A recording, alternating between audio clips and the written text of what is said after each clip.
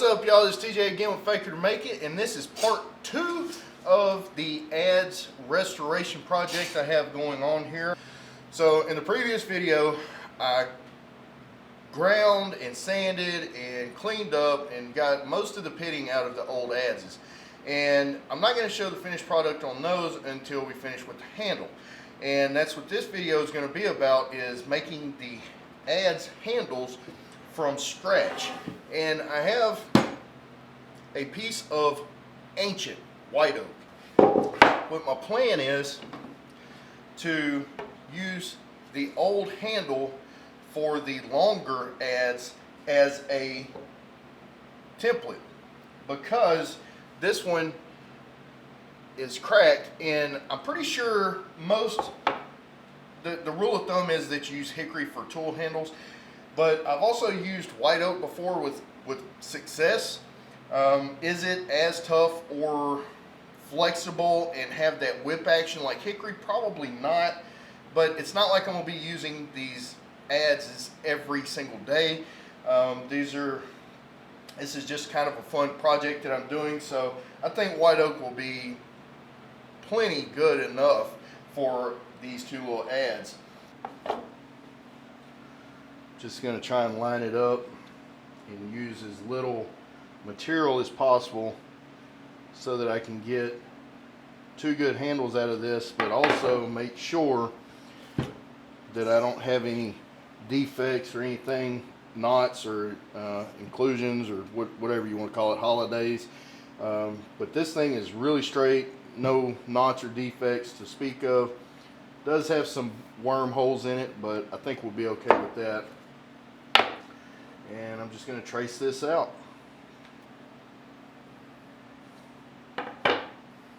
Yeah, that'll be close enough. I'm going to go over to the bandsaw and cut this thing out.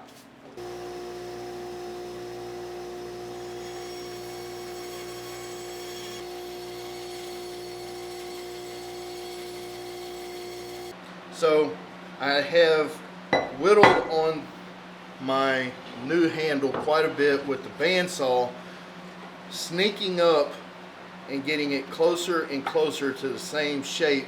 So as we test to see if we can make it in the eye, we cannot. We have a fat spot right here. So what I think I'm gonna do is, see the waviness going, following the grain like that. So what I believe I'm gonna do is put this in the vise and plane this kind of smooth down here on the handle and inch my way up to the final destination, which is the tenon up here that holds the tool itself. So let's plane this down and see what happens.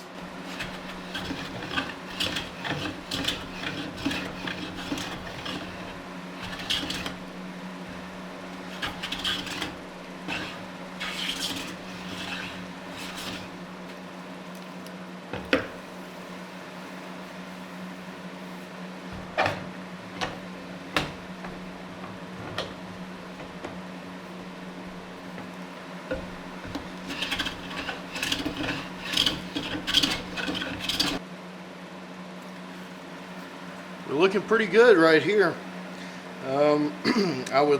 We pretty much have filled the eye or the socket of the Adze itself, and we have pretty good contact in there, because what happens is that it's got a tapering hole like this.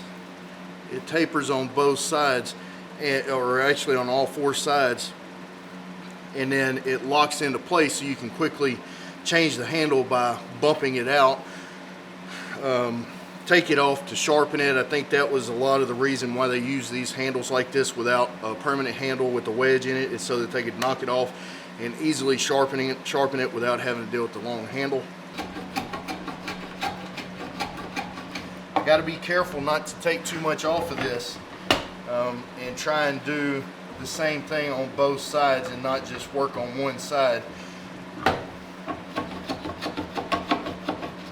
If you haven't seen part 1, I'll put a link up in the cards right here. Just hit that little black box with the link for part 1 to this video, and you'll be able to see the steps I took to get this where it is, and I'm telling you, it's pretty sharp, pretty sharp. We'll see if it's sharp enough when we get finished, but we'll just keep working on this, see if we've done any good. And I labeled the front because it's really easy to get turned around when you're working on this stuff. And again, we're getting even better. Around here I got a little bit of a gap here because we're not all the way at the full depth of the socket. So let's see if I can see any wear marks. Let me get them all. So what I'll do is I'll take my wooden mallet. I made this, by the way. Pretty cool, huh? And I'm just going to tap it.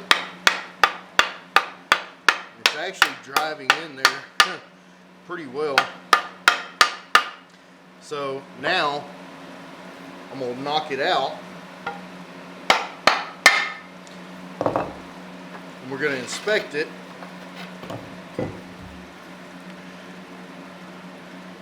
To see where our rub marks are. Looks like we got some rub marks right here. Yeah, you can see this brown area right here. It looks like that needs to come off just a tad, and maybe just a little bit off this corner. Let's see, looks like maybe this corner right here has a mark on it. So we'll see how it goes.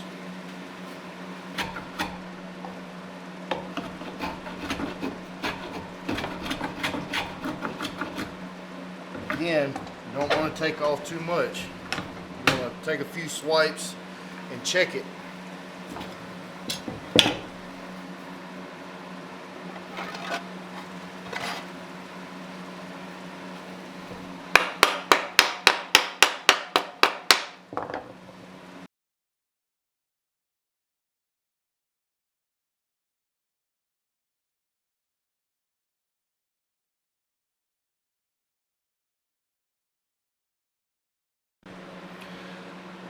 Okay, here is a few tools that I'm going to use to make this tool handle more ergonomic. This right here, this goofy looking piece of wood, is actually a spoke shave. It's a design by Paul Sellers, and if you don't know who Paul Sellers is, you should definitely go check this man out. He's in the UK, and I'll leave a link to his channel. One of the coolest, most knowledgeable woodworkers I've ever seen in my life. He is absolutely incredible.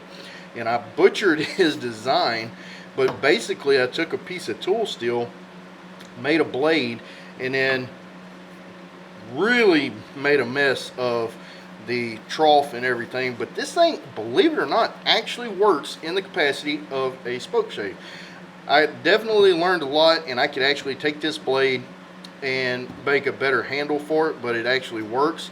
The next thing I'm going to use is a tool that I've seen in a few other videos on YouTube. It's a Japanese wood rasp, and it's basically a bunch of hacksaw blades, and you have a fine cut on one side and then you have a rough cut on the other side, and this thing is absolutely amazing. I love it. I will never not have another one in the shop. I put a line right here all the way around, and this is going to be my safe zone for my tenon. I gave myself plenty of room, and I just need to start gradually tapering down and rounding these corners off from this point down. So the first thing I'm going to try is my spoke shave.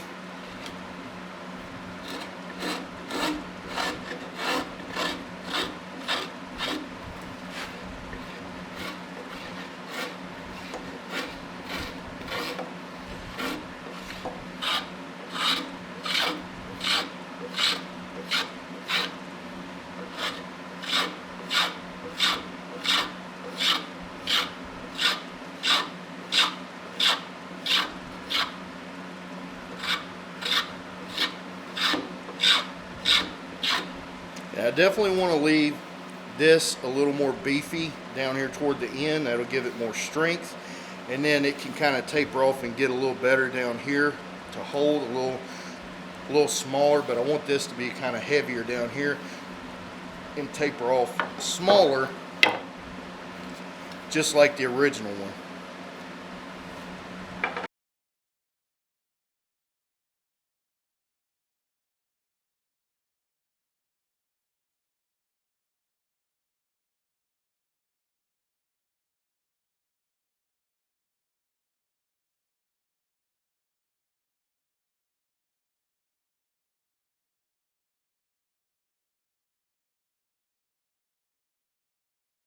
Now I'm going to probably use the fine side of my Shinto made in Japan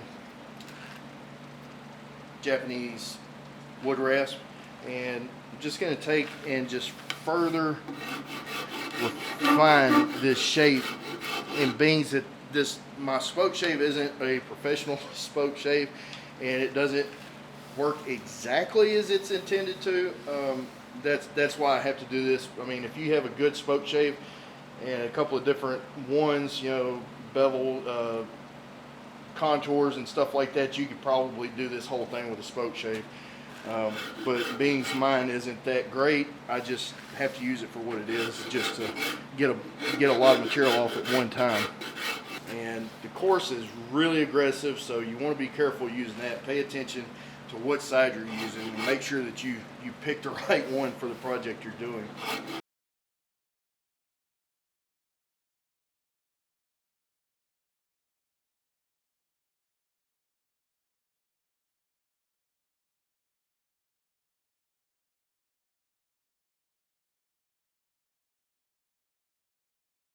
The next thing I want to do is come through here with some sandpaper and just start hand sanding it and just getting a really nice slick finish, and we'll go from there.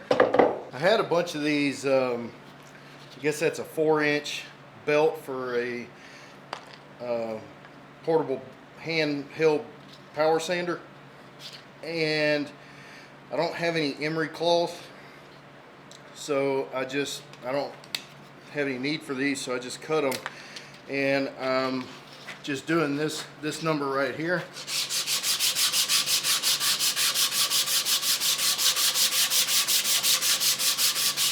Kind of like I'm shining a shoe or something. And one thing to remember is if you do choose to use a Sharpie or a magic marker on your wood, the only reason I did that was so that y'all could see what I was doing in the video, but it is kind of a pain to get that out, so just keep in mind that if you don't need to use a Sharpie, don't do it. Just use a pencil and just make a really dark line.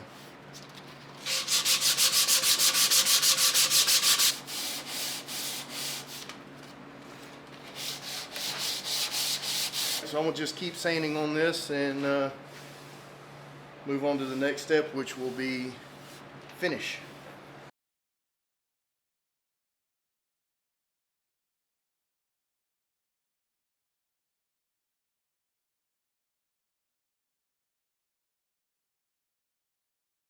So what I'm going to use on this handle is some boiled linseed oil. Now it's, geez, I don't even think you can measure how high the humidity is in this shop at the moment. So this may take a little while for the boiled linseed oil to cure or get hard. And so I'm going to go ahead and put a nice coat of this boiled linseed oil on the handle, and then we'll see how it looks in a couple of hours, see if it's soaked into the wood, because I know this piece of wood is really dry, so I know that it's going to soak up a lot of material, a lot of this boiled linseed oil. Wow, that already looks prettier.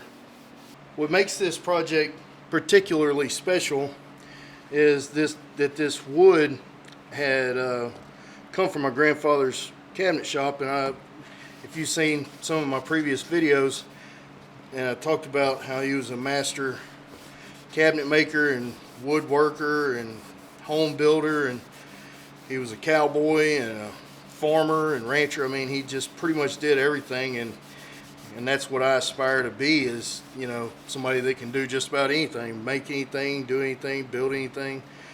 So using this piece of wood is really special, and I'm really glad that I was able to find this. And I have some other pieces of wood that I salvaged from his old cabinet shop, so particularly some walnuts. So in the future I'll be doing some videos with that stuff as well.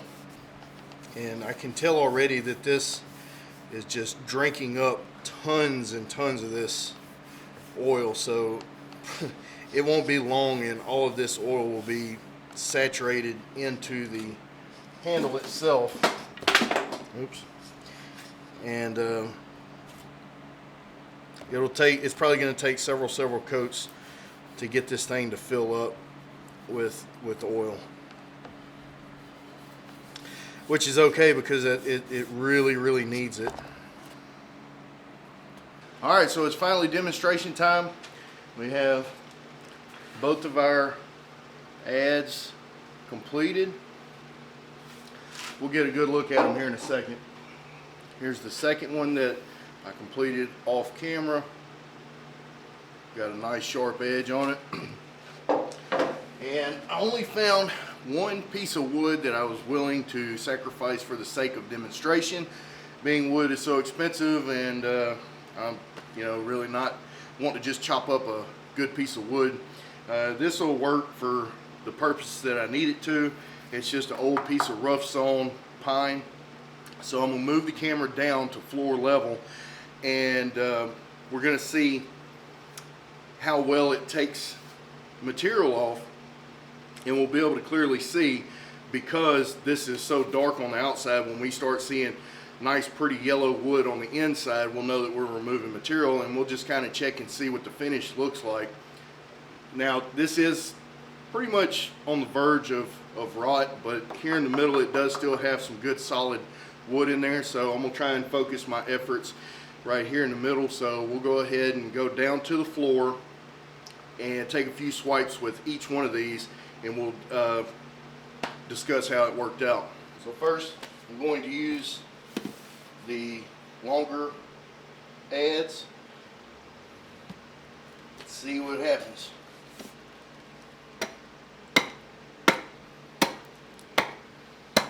What I've seen in videos is you want to pick your toe up if you're using one of these, so that if your toe's down, you don't want to go into the end of your shoe, but you raise your foot up and it can go up under. So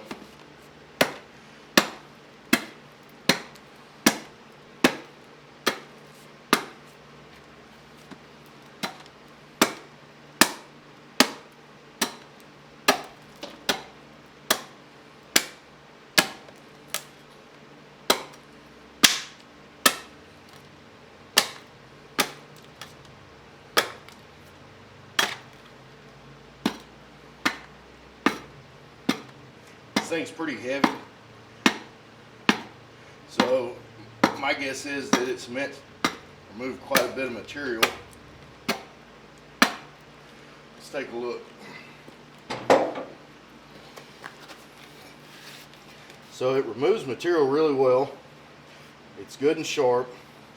I could definitely get better with practice, and I could see where these would be really helpful if you're doing timber framing or building a log cabin or something like that. Remove quite a bit of material in a short amount of time. Now, of course, the cut would look better if this was better quality wood, or maybe fresher wood, but you can definitely tell that it is removing material really nicely. So now I'm going to grab the other one, the shorter blade, and see what we can do with it. Definitely a lot lighter tool. Probably a little easier to manage. Oh yeah, way easier to manage. Seems like it cuts a little more straight across. The other one has a little bit of a rounded profile on the blade. You don't have to swing these very hard. This one seemed like it was a little more efficient and didn't make a bowl quite like this one did. Definitely, I think the shorter one, I actually managed to get it sharper. This one kind of dishes out, whereas this one is a lot more more like a planed surface. This is definitely a little bit more of a refined finish that was left with the shorter one, and it was easier to control the smaller one because this one was so heavy it was wanting to turn one way or the other. But definitely they could both remove a lot of material in a short amount of time, so that's proof that they actually work. So I'm really happy with the results. I want to try that little one more time.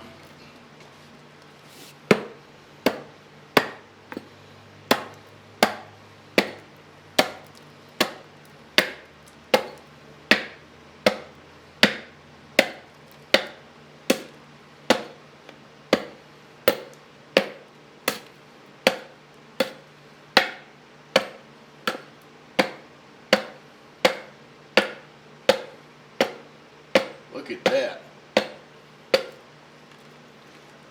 That's pretty cool. I managed to roll up a shaving just kind of similar to what you would have from a plane, a hand plane. That's really cool. And I feel like if you had plenty of practice with one of these, you could create a finish on a timber that wouldn't even need to be sanded. Maybe knock down some of these chip marks, but they say that the old timers could use them in such a way that they would leave a pristine finish and they wouldn't have these chip marks where they started. But I'm definitely not that good. So, but man, that is just really cool how these old tools still have lots of life and lots of use in them, and I'm glad that I was able to bring them back. Man, it's awesome. So cool. Here's a close-up of the timber here. Now, this cut was a little rougher. This was the first one with the longer adze. Now, I know this wood is kind of rotten and got some bugs actively crawling around in it. So some of that may have to do with this wood kind of deteriorating right here, but you can also see the difference in the shorter plane adze, excuse me. You can see how smooth in each. If I would have been able to take a little time and practice a little more, I could probably have gotten all of these little nicks out where I started. And you've seen where I rolled up one good chip. So that's like a picture perfect way to do it, I believe. But this one with the shorter, plus I think I actually got the shorter adze a little sharper than I did the long one. But see, there's a swooping. This is where the long one started. You can see this cut mark where the blade is kind of rounded over on the end, and where the other adze is perfectly straight across. So I think they're intended for different things. I really don't know. But that's what the cuts look like up close in their difference.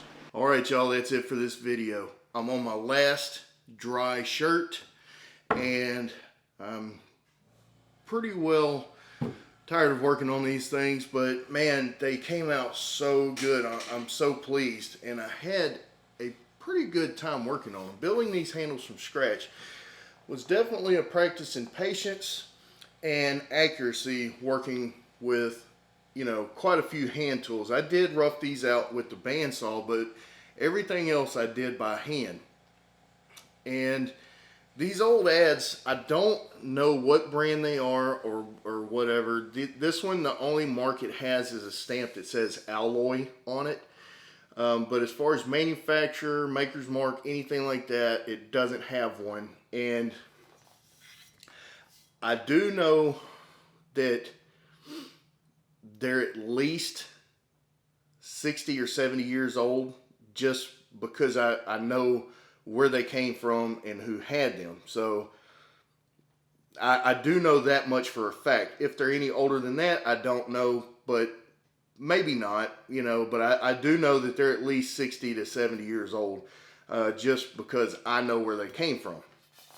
Now, The longer one here was a little harder to control, and to me it seems like it's for removing a lot of material because it has this rounded profile. It's not completely straight across, and I don't know if it's supposed to be that way or if it just got that way over the years or what. The old guys that was using it maybe did that for a reason. Now, the little one, the short one here, was a lot easier to control. It had a nice straight across blade profile. It was quite a bit lighter, and I was able to get a better cut due in part to I was able to actually get a really razor sharp edge on this thing.